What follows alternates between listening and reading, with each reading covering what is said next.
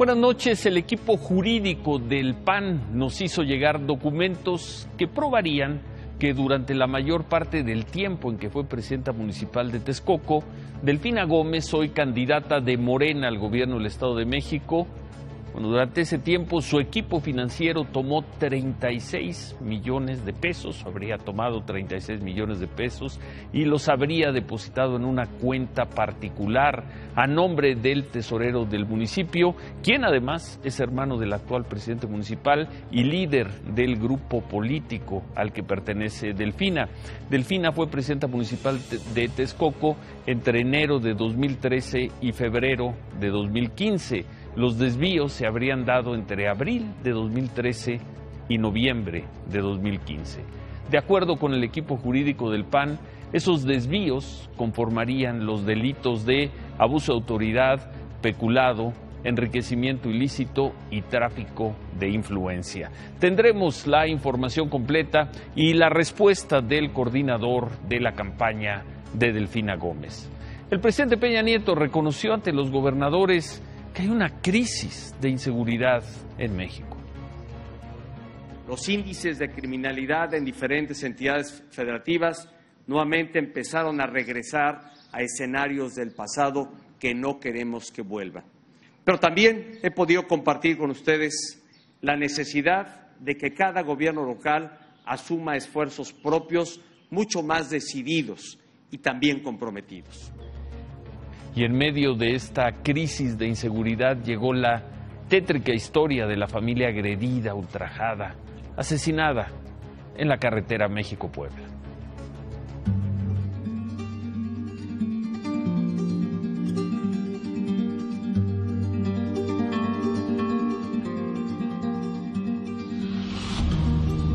De acuerdo al testimonio del padre de familia, ese día regresaban del Parque de Chapultepec en la Ciudad de México, a donde fueron para aprovechar el puente vacacional.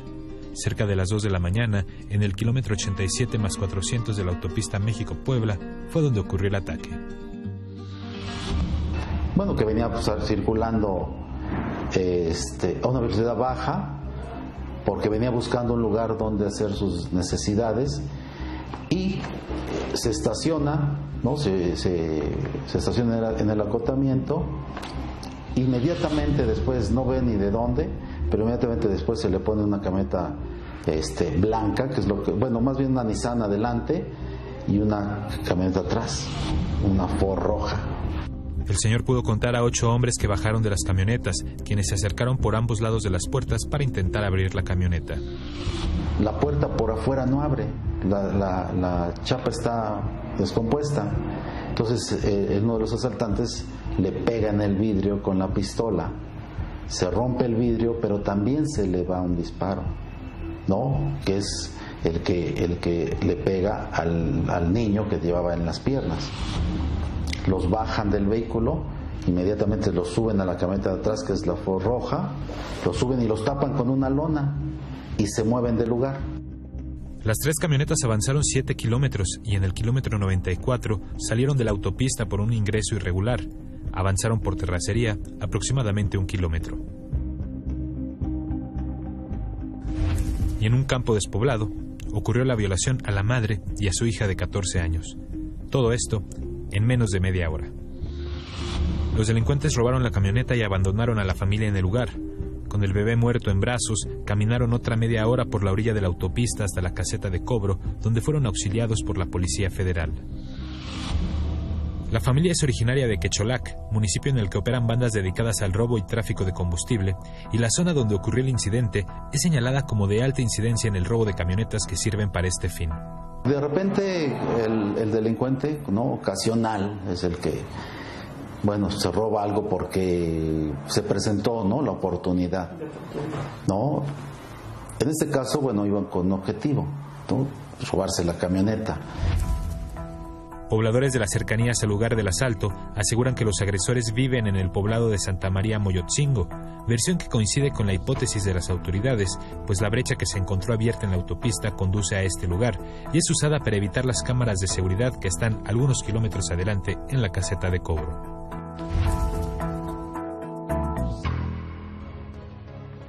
¿Quién protege a los ciudadanos? ¿Quién protege a los mexicanos? La autoridad, cuando menos, sabe dónde viven o dónde supuestamente viven estos agresores. Lo dijimos cuando presentamos aquellas imágenes del reclusorio norte y lo repito esta noche, el infierno tiene graduaciones. Este miércoles también tendremos. Dámaso López, el licenciado, es trasladado a un penal federal. No para la violencia en Reynosa. Las clases se suspenden al menos hasta el lunes. El gobierno mexicano rechaza el anuncio del gobierno de Venezuela de crear una nueva Asamblea Nacional y le vuelve a exigir que libere a los presos políticos. WhatsApp deja de funcionar por 2 horas y desata una crisis mundial.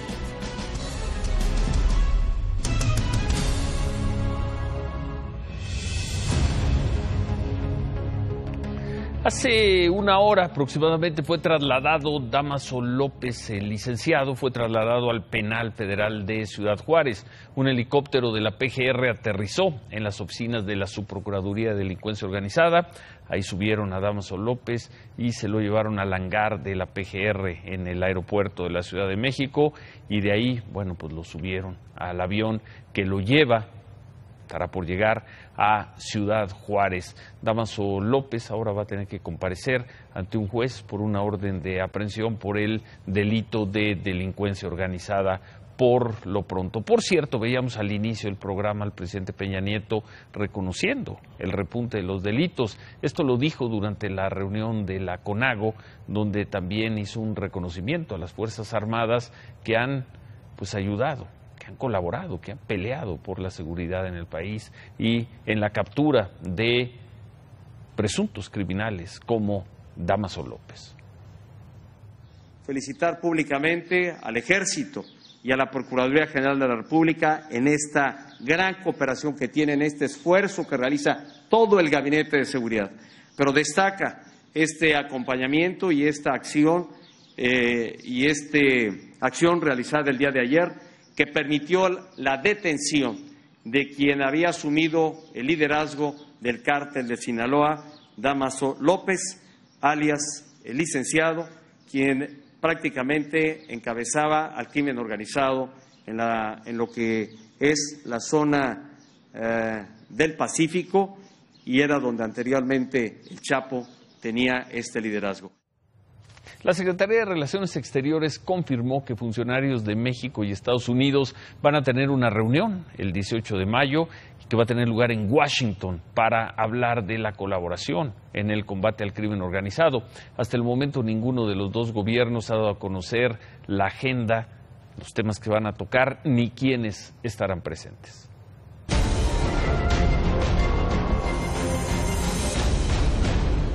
Y hablando de violencia, en menos de 2 semanas el Código Rojo en Reynosa se ha vuelto a activar por enfrentamientos entre grupos criminales. Hasta esta noche la alerta se mantiene y aunque se descarta un toque de queda, se pide a la población que no salga de sus casas.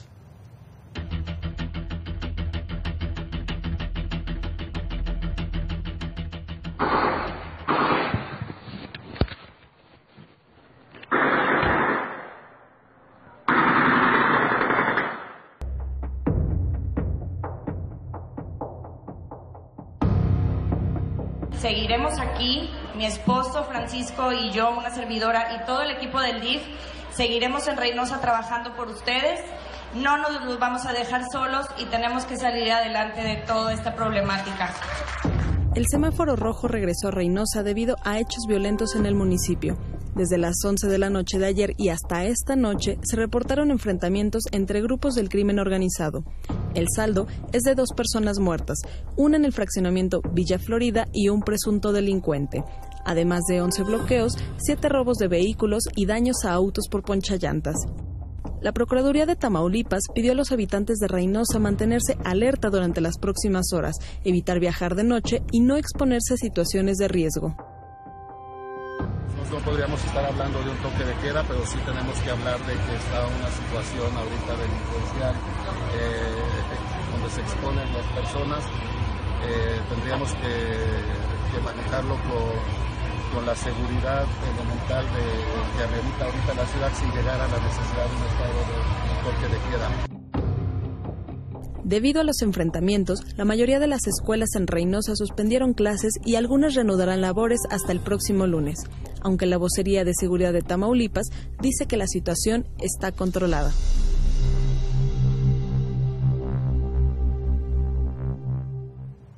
El ex gobernador de Veracruz, Javier Duarte, cambió de abogado para que lo defienda en el proceso de extradición en su contra que se lleva a cabo en Guatemala. Duarte informó al juzgado allá en Guatemala que su nuevo abogado será Carlos Israel Velázquez, quien es, se dice, uno de los más destacados en ese país en el tema. El nuevo abogado de Duarte fue viceministro de Gobernación y exdirector de Migración. Además, llevó el caso de Alfonso Portillo, el expresidente de Guatemala, quien se declaró culpable de lavado de dinero.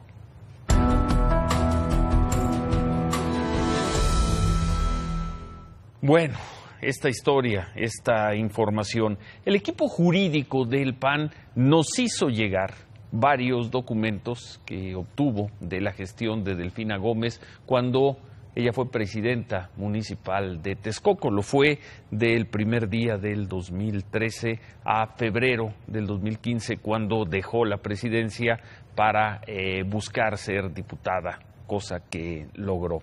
Esos documentos probarían que durante 2 años y medio se desvió dinero de un fondo de ahorros de trabajadores y que ese dinero que se le tomaba a los trabajadores era enviado a cuentas personales que estaban a nombre de quien entonces era el tesorero de Texcoco, Alberto Martínez. En tiempos de Delfina Gómez, se habría hecho un guardadito con el fondo de ahorros de los trabajadores. Una investigación que el equipo jurídico del PAN hizo llegar a Imagen Noticias muestra que durante 30 meses, la administración de la ahora candidata de Morena a la gubernatura mexiquense desvió un total de 36 millones de pesos a la cuenta personal del tesorero local, Alberto Martínez. Ese dinero correspondía a la retención del 5% que se le aplicaba a los empleados para un fondo de ahorros. ¿Cómo se hacían estas operaciones? Un ejemplo, en agosto de 2013, esta póliza de cheque por 847,674 pesos con 87 centavos es por el concepto de traspaso a Banorte por fondo de ahorro. Es una póliza firmada por Delfina Gómez en su calidad de presidenta municipal.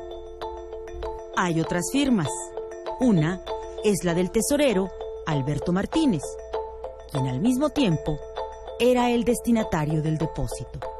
De acuerdo con el equipo jurídico del PAN, estas gestiones implican varios delitos: abuso de autoridad, peculado, enriquecimiento ilícito y tráfico de influencia. El equipo jurídico del PAN nos hizo llegar el expediente completo, lo revisamos, lo tuvimos desde finales de la semana pasada, las pólizas, los cheques, las fichas de depósito, y pues esto probaría que ese dinero era depositado en una cuenta a nombre del señor Alberto Martínez Miranda. ¿Quién es Alberto Martínez Miranda? Él era el tesorero de Texcoco en la administración de Delfina Gómez. Es además hermano de Higinio Martínez. Higinio Martínez es el actual presidente municipal de Texcoco. Higinio es líder del denominado Grupo de Acción Política del que forma parte Delfina. A este grupo, según la denuncia que presentó el PAN la semana pasada, se le habría beneficiado además con más de 13 millones de pesos por el descuento del 10% a los salarios de los trabajadores del municipio, también en la gestión de Delfina Gómez. Una serie de depósitos que Delfina aceptó, validó la semana pasada. Buscamos a la gente de Delfina y obtuvimos una respuesta de Horacio Duarte, el presidente de Morena en el Estado de México, para conocer su opinión ante estos señalamientos, ante estos documentos del PAN. Horacio Duarte responsabiliza al PAN de un golpeo en contra de Delfina Gómez.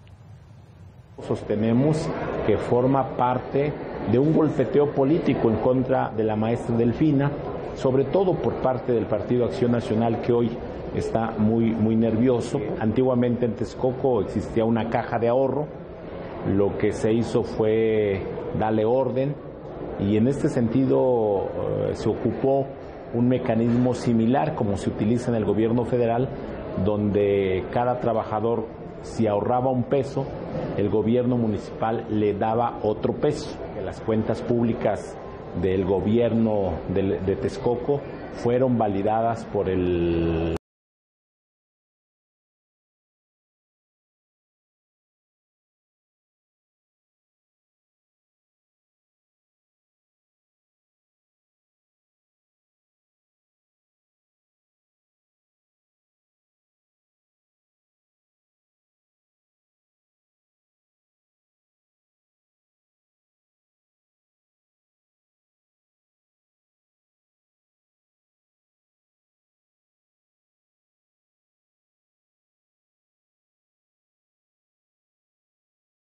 y también que los trabajadores que están en la economía informal ganan 62% más que los trabajadores que están en la economía formal, lo cual es una mentira.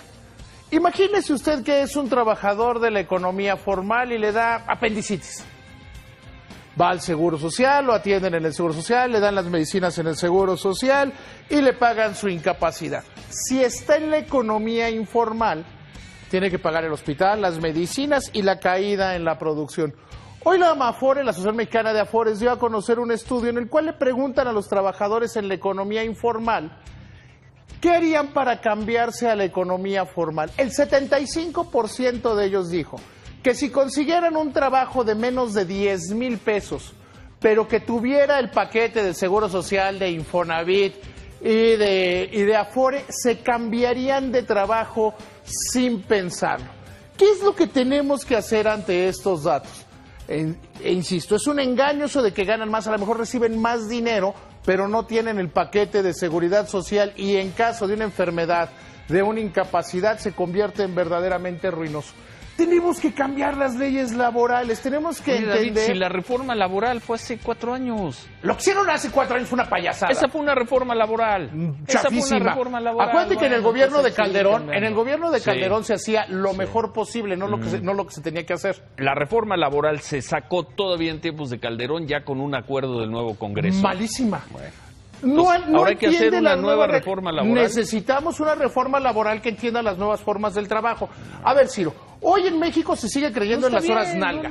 Somos el país menos productivo de la OECD, el que más horas trabaja. ¿Y a qué se dedica la gente? Pues al Facebook, a las redes sociales, a quejarse, a ir al Oxxo, a salir a fumar. Que ver la reforma laboral. Tendríamos que hacer una reforma laboral que hiciera más fácil estar en la economía formal, en la economía que tiene el paquete de seguridad social porque es lo justo, y que se entendieran las nuevas formas de trabajo. No se necesita estar 8 horas sentado en la oficina para ser productivo, como lo demuestra este país que es profundamente improductivo. Remátala. La Comisión Federal de Competencia Económica sigue haciendo tonterías. Le aplicaron una multa de 300 millones de pesos a la Afore 21 Banorte por una práctica que duró 3 meses, entre enero y abril de 2014, que le dificultaba a unos 27,000 trabajadores cambiarse de Afore. Eso les hubiera causado, si hubieran cambiado los 27,000 a la Afore de mayor rendimiento, un daño de 7 millones de pesos. La Afore interrumpió esta práctica voluntariamente. Se apegaron al programa de testigos protegidos de la Comisión Federal de Competencia Económica y aún así les cobran una multa verdaderamente desproporcionada si consideramos que en este primer trimestre habrían generado ingresos por solo 20 millones de pesos. ¿Qué más tenemos, Paola?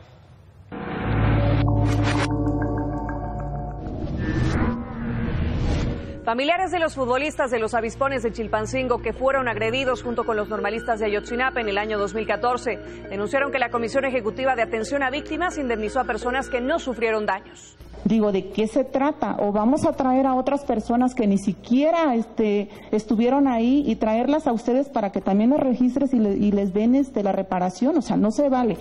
En una reunión con diputados, integrantes de la Comisión Especial para dar seguimiento al caso Ayotzinapa denunciaron que el organismo mantiene en la lista de indemnizaciones al menos 7 personas que no viajaban en el autobús del equipo que fue baleado. Y señalaron que solo 16 de los 31 afectados han sido indemnizados.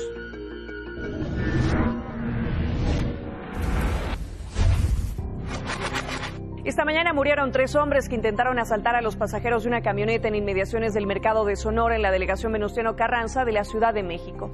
De acuerdo con los testigos, un hombre que salió de la parte trasera de la camioneta les disparó y escapó con el conductor. 2 asaltantes murieron en el lugar y otro cuando era trasladado al hospital. La Secretaría de Seguridad Pública informó que los 3 tienen antecedentes penales por robo a vehículo y a transeúnte. También se inició una investigación por el delito de homicidio doloso.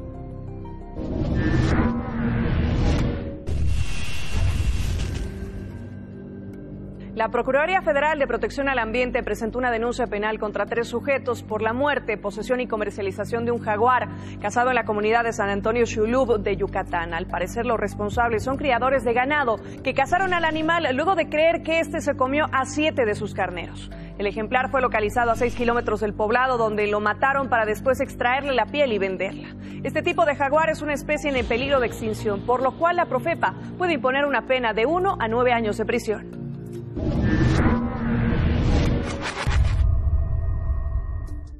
El fundador de Facebook, Mark Zuckerberg, anunció que va a incorporar a 3,000 personas más a su equipo de control para poder filtrar mensajes o fotografías que pudieran resultar ofensivos o violentos. En un mensaje publicado en su cuenta oficial de Facebook, dijo que después de los asesinatos y suicidios de las últimas semanas querían evitar este tipo de hechos. Además, comentó que en una ocasión lograron identificar a un adolescente que estaba a punto de quitarse la vida y pudieron evitarlo, pero que lastimosamente esto no ocurría con todos los casos. Zuckerberg señaló que estos empleados se sumarán a los 4,500 con los que ya cuentan para realizar estas revisiones.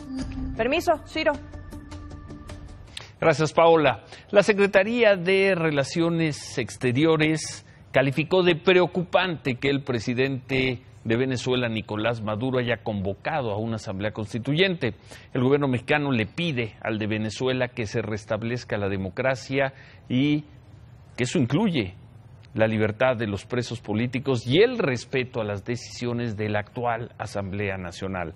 Para la Secretaría de Relaciones Exteriores, el hecho de modificar, así como está proponiendo el gobierno de Venezuela, la Constitución y la Asamblea, constituiría un atentado contra la democracia. Durísimo este comunicado del gobierno mexicano. Nicolás Maduro entregó al Consejo Nacional Electoral el decreto con el que pide formar una asamblea constituyente.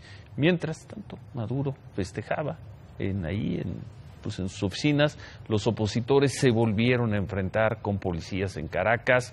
Murió otra persona y se registraron 150 heridos.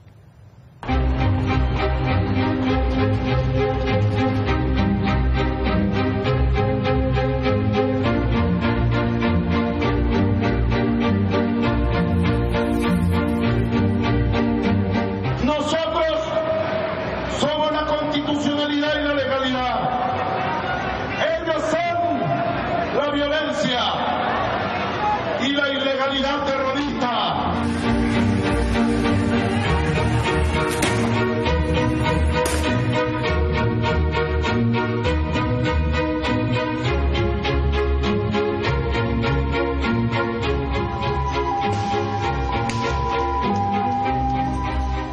Querían elecciones, tomen elecciones.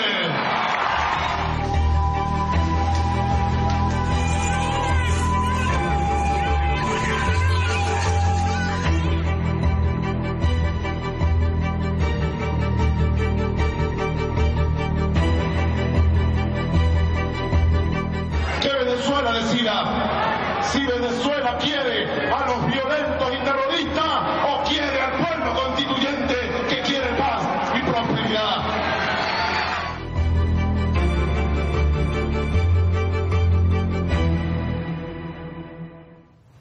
Hace un par de horas, algunos reportes señalaron que el líder opositor Leopoldo López, preso desde hace más de 3 años, había sido trasladado a un hospital militar. Sin embargo, las autoridades del hospital le confirmaron a la esposa de Leopoldo, a la también opositora Lilian Tintori, que no estaba ahí. Que nos digan dónde está Leopoldo. ¿Dónde está? Después de esto, el gobierno de Venezuela presentó un video extraño de Leopoldo López o de alguien que se parece a Leopoldo López como prueba de vida, viendo que está sano y permanece en la cárcel. Siempre ha estado en la cárcel de Ramo Verde. Informalmente es un mensaje de fe de vida para mi familia. Hoy es 3 de mayo, son las 9 de la noche. Es un mensaje para Lilian. No entiendo la razón por la cual se quiere dar una fe de vida en este momento. Le mando el mensaje a mi familia, a mis hijos. Les digo que estoy bien. Ciro, amigos, salvo que ocurra un milagro, la final de la Champions va a ser entre el Real Madrid y la Juve, que gana hoy en Mónaco 2-0 con un par de Gonzalo Higuaín, el argentino. Unos goles muy bien trabajados, este encuentro desde luego con el sello italiano. Esperar y después tener un ataque letal. Vean la combinación Alves-Higuaín, soberbia, minuto 28. El segundo al 58 también la participación de Dybala, Alves y luego Higuaín. Así que pues la final, váyala apuntando, Juventus contra Real Madrid. Vamos ahora con Francesco Totti, de estas historias únicas en el fútbol actual tan comercial. A los 40 años y con solo un equipo, hace 25, será la noticia del año. Se anuncia el retiro de Totti con la Roma. Estaremos pendientes del homenaje que va a ser de lo más emocionante. Vamos con el primero de 2 partidos por el título de ascenso. Mitad del boleto en la primera división A. Se enfrentaron los Mineros de Juárez frente a los Lobos de UAP. El otro medio boleto ya lo tiene Dorados. Aquí está Juárez tomando la ventaja por conducto de Carrijo. Esto fue en Puebla. Después un penal que convierte Tejeda. Ahí está la falta de Ruiz sobre Jiménez. El empate para los poblanos. Y Diego Jiménez, el goleador sensación. 2 cabezazos en el área terminan en anotación. Gana el equipo de Rafael Puente del Río. México califica al Mundial Sub-17 venciendo a Panamá 1-0. Aquí está el gol de Jairo Torres al minuto 32. Ha sido la participación mexicana en Copas del Mundo.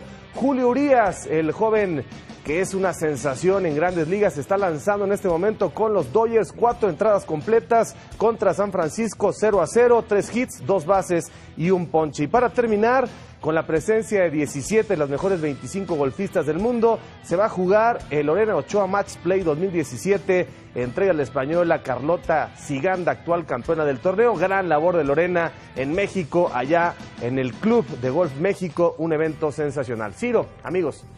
Gracias Javier.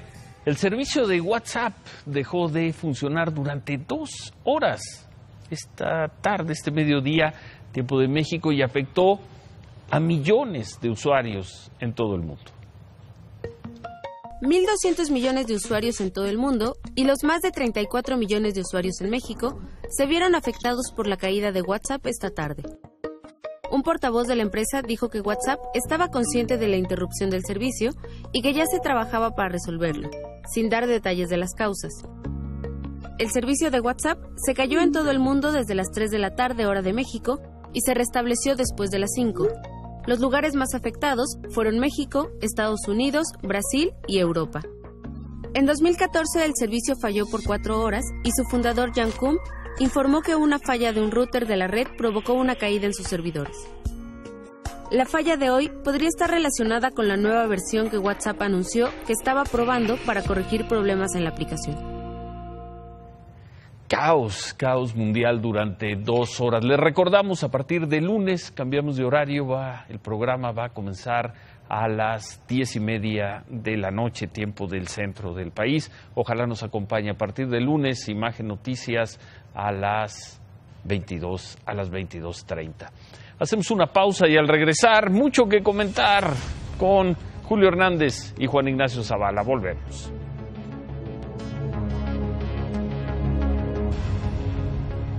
Julio, buenas noches. Muy buenas noches. Juan Ignacio, buenas noches. Buenas noches. Bueno, pues nueva acusación contra Delfina. Más que contra Delfina, contra la administración de Texcoco cuando Delfina era presidenta municipal.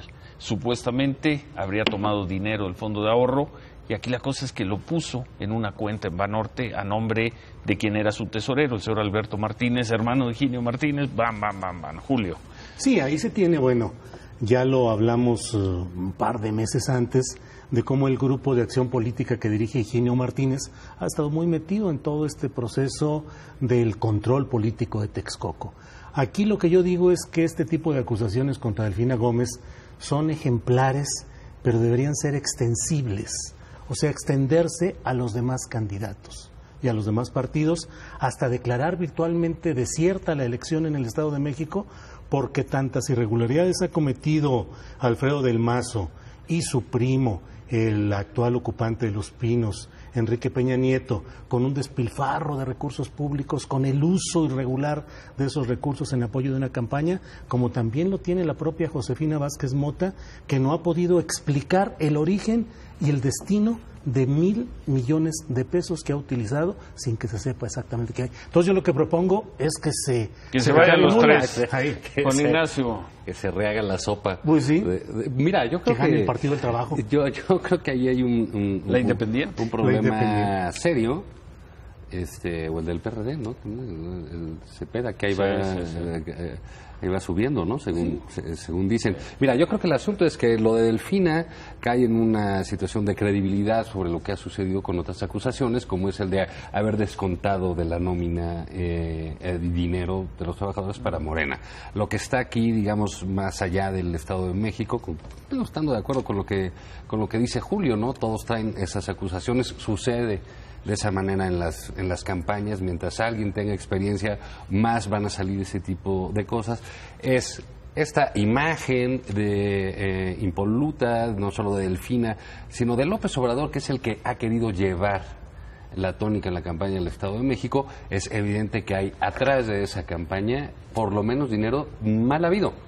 En lo que se hacen las investigaciones, pues dinero como el que se consigue en Veracruz, como el que se consigue a través de quitarle dinero a los trabajadores, de meterle la mano al fondo de ahorro, y yo creo que todo eso es parte, digamos, de un problema de una elección que está realmente competida y que ya pasó Josefina por eso, que ya pasó Del Mazo más o menos por eso, no lo he visto tan contundente como ha sucedido en efecto con Delfina, y ahora va Delfina y no creo que salga, va muy bien en las encuestas. Sí, Delfina con toda la reserva en las encuestas electorales. Esto va a seguir de aquí hasta que salga. Yo aquí lo he dicho varias veces, pareciera que le hacen la campaña tanto a López Obrador como en este caso a Delfina en Morena. Delfina, una candidata tal vez sin la textura adecuada para enfrentar los grandes problemas del Estado de México, pero sin embargo este tipo de hechos en un país tan permeado por escándalos de corrupción, con tantas asignaturas pendientes, Odebrecht, OHL, la gran corrupción que permea todos los ámbitos del gobierno federal y de gobiernos estatales, en particular del Estado de México, con las grandes construcciones y negocios. Centrar esto en los episodios que deben ser sancionados, que son irregulares hasta lo que se puede ver en este momento, pero que forman parte de la descomposición global y sin embargo cuando se centran ahí creo que más excitan el ánimo votante a favor de ellos. Me dicen que estamos recibiendo una respuesta de la propia Delfina. Vamos a presentarla en unos momentos. ¿Qué va a hacer el PAN con Felipe Calderón, Juan Ignacio? ¿Qué va a hacer? Otra vez trenzado ahí en un pleito. Bueno, mira, yo creo que son dos cosas. Una, el PAN debería reflexionar sobre qué hace, pues ya nada más le queda un expresidente de la República. Vicente Fox ya no es miembro del PAN, él salió por eso. Y a lo mejor Calderón pronto tampoco. Digamos, es ahí, digamos, una parte donde debiera haber algún proceso institucional, no sabría yo decirte cuál en concreto, pero también creo que los expresidentes deben definir qué papeles y qué roles quieren jugar en la vida pública. El caso de Vicente Fox, pues decidió jugar de lengua suelta, decidió jugar a favor del PRI en la elección del 2012, eso lo expulsó automáticamente. ¿El caso de Calderón? Y me parece que en el caso de Calderón, él debiese definir, son decisiones muy personales, porque tienen que ver con futuros de vida, de gente que ha tenido vida pública decenas de años. ¿Qué quiere hacer como militante? ¿Qué quiere hacer para su partido, como expresidente de la República, que también lo es, e incluso para la campaña de Margarita? ¿no? ¿Qué rol quiere jugar? ¿Qué tendría que hacer el PAN con Felipe Calderón, Yo Julio? pienso más bien que lo que debería hacer Felipe Calderón es realmente salirse del escenario político y dejar que la señora Zavala tenga la oportunidad de mostrarse absolutamente sin toda esta serie de tweets, de comentarios, de expresiones de Felipe Calderón que desde mi punto de vista no le dejan mostrarse a plenitud a una señora que desea mostrar autonomía, presencia y capacidad propia. Yo creo que el PAN lo que debe hacer ahí es atender varios de los reclamos que hizo Juan José Rodríguez Prats, un priista del sureste, apasionado, tabasqueño, vehemente, de origen chiapaneco, pero con crecimiento en el ámbito tabasqueño. Un priista panista. Priista panista, tiene 24 años, duró como priista y ahora va a cumplir 24 como panista. Yo creo que el PAN debería ahí de precisar cuál es el papel real que juega un personaje como Felipe Calderón. Pero creo tú que piensas que tendría que hacerse un lado un rato, por lo sería pronto, lo aquí a las mejor elecciones. que le podría hacer Es una opción que parece sensata. La que comenta Julio. Son decisiones muy personales. Sí. Yo concuerdo con él por muchas cosas. No estamos acostumbrados al juego. ¿Concuerdas con que tendría que ser su lado? Yo creo que es de alguna manera sí. No creo que necesariamente tenga que callarse como era la costumbre con los priistas y no opinar nada de la vida pública. Pero cuando hay más cosas en juego, la prudencia es un asunto que yo creo que paga. ¿Qué paga? En el largo plazo, sin duda. Bueno. Porque no solo es un desgaste para, digamos, Margarita, como lo dice él, es para él mismo como expresidente. Pero bueno, es una nueva época. El tuit no sabríamos que iba a llegar a estos niveles de desgaste. Está la respuesta de Delfina, nos hace llegar esta respuesta. Dice que de nueva cuenta la guerra sucia desatada en contra de ella trata de inculparla de abuso y corrupción, que se le trata de culpar de abuso contra el ahorro de los trabajadores de Texcoco, pero que tanto ellos como los ciudadanos, así como las autoridades que supervisaron y auditaron su gestión, saben que fue una gestión transparente. Dice que quienes lo acusan quieren mostrar a los ciudadanos que somos iguales a los otros candidatos y subraya que ella no tiene cola como el candidato priista del Mazo o la candidata del PAN, Vázquez Mota. Coincide en el 66% con lo que habías dicho, Julio. Yo se lo dicté en realidad. No, pero tú dijiste que los tres, ella dice que ella no. Oye, que no más bien. No, pues la verdad es que en todos esos procesos... ¿Estás chambeando con Delfina? No, bueno, fuera. Estaría ahí ya de vocero del grupo Texcoco. Con Noroña y con Barbosa. Ya están ahí, imagínate. No, yo creo que hay que aclarar las cosas, hay que precisarlas, no hay más que documentos, no hay más que pruebas. Hasta este momento se perciben irregularidades. El hecho, por ejemplo, del descuento del 10% en Texcoco suena absolutamente a que es el manejo de un dinero para fines políticos partidistas. Eso de que las personas... ¿El fondo de ahorro era una cuenta personal? Sí, hay... Eso suena de habría que verlo. Juan sí, Ignacio. Mira, yo creo que esto la respuesta del fin, pues eso de la guerra sucia, caray, estar en una elección por un gobierno como el del Estado de México, que empatado a 3, como lo quieras ver en todas las encuestas. Ya no le está yendo también a Josefina. No, pero últimas, digamos, empezó así. Con todas las reservas de las encuestas electorales. Sí, pero digamos, empezó así. ¿Qué preveía? ¿Que esto iba a ser un día de campo?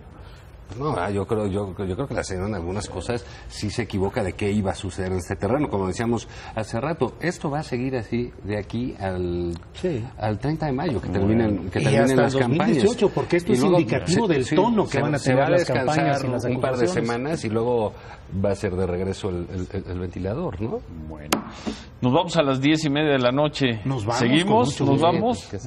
¿Sí? Si aguantas. ¿A qué hora te levantas? Yo me levanto por ahí de las 11 de la mañana. No hay problema. Y tú como a la 1. Yo como a las 7. Como a las 7. Bueno, pero seguimos en esta doble modalidad. Cuando hay un buen tema de debate, nos vemos en debate. Y siempre será un lujo tenerlos individualmente cuando haya en esos días que vale tener el punto de vista de Julio, el punto de vista de Juan Ignacio. Nos desvelamos, 10:30. Nos desvelamos, que se que nos sabes a las 6 de la mañana. Gracias, señores. Hacemos una pausa al regresar. Vámonos rápido, una pausa y continuamos.